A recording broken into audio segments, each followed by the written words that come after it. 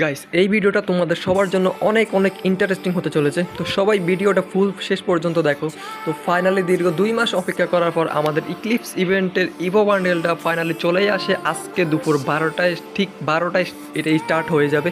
তো আমার কাছে দেখতেছো অলরেডি 5046 ডায়মন্ড রয়েছে, আরও 50টা পামো মান্থলি থেকে।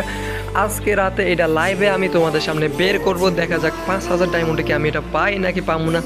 দেখা যাক আমার ভাগ্যে কি এটা আদৌ কি আজকে আছে।